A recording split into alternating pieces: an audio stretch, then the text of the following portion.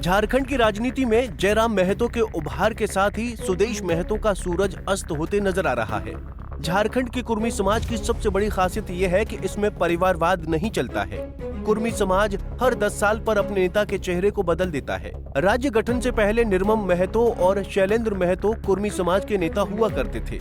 साल 2000 के बाद सुदेश महतो और सुधीर महतो का उदय हुआ। अब 2024 के चुनाव में जयराम महतो ने खुद को झारखंड की राजनीति में स्थापित कर लिया है। वैसे भी झारखंड का कुर्मी और महतो समाज अग्रेसिव पॉलिटिक्स पसंद करता है। वो खतियानी नीति, आरक्षण, भ्रष्टाचार, बेरोजगारी और महंगाई के मुद्दे पर खुलकर बोलने वाले नेताओं को ज्यादा पसंद करता है। यही कारण है कि कुर्मी महतो समाज के नेता के चेहरे हर 10 साल में बदल जाते हैं। वहीं सुदेश महतो के जनता से कट जाने की वजह से आजसू को करारी हार का सामना करना पड़ा। 5 साल में सुदेश महतो की सक्रियता काफी कम रही है। केवल चुनाव के वक्त सुदेश महतो राज्य का दौरा करते हैं, बाकी समय वो रांची में ही निवास करते हैं। वहीं युवाओं, किसानों और गरीबों के मुद्दे पर लंबे अरसे तक सुदेश महतो ने कोई जन आंदोलन खड़ा नहीं किया है। इसी का फायदा उठाकर जयराम महतो ने सुदेश महतो को राजनीतिक जमीन ही खींच ली।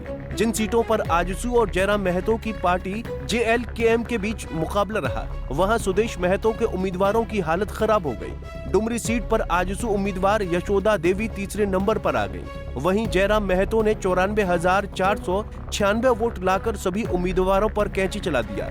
वहीं सिल्ली सीट पर सुदेश महतो को हराने में JLKM उम्मीदवार देवेंद्र नाथ महतो की बड़ी भूमिका रही है। सुदेश महतो को JMM उम्मीदवार अमित कुमार महतो ने 23,867 वोट के बड़े मार्जिन से हरा दिया। वहीं देवेंद्र नाथ महतो ने 41,725 वोट लाकर सुदेश महतो को पस्त कर दिया।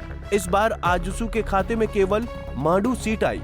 इस सीट पर भी आजसू उम्मीदवार निर्मल महतो केवल 231 वोट से चुनाव जीतने में सफल रहे।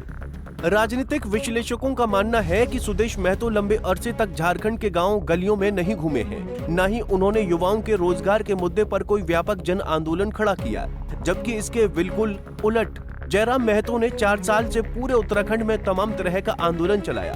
दूर दराज के इलाकों में जयराम महतो की जनसभा में लोगों की भारी भीड़ उमड़ रही थी, लेकिन इसके बावजूद सुदेश महतो कान में तेल डालकर रांची में सोए रहे। वहीं जयराम महतो ने 4 साल की मेहनत से उनकी सियासी और सामाजिक जमीन पर कैंची चला दी। अब सुदेश महतो को अगर फिर से राज्य की राजनीति में अपने को पुनर्जीवित करना है तो उन्हें गांव की तरफ लौटना होगा। सुदेश महतो को अब मुख्यमंत्री हेमंत सोरेन और जयराम महतो की अलग अलग चुनौतियों का सामना करना पड़ेगा। ऐसे में अगर सुदेश महतो ने जरा सी भी चूक की तो शायद उनकी पार्टी इतिहास की किताब में ही दर्ज होकर रह जाएगी। Bureau report, Punjab Kesari TV.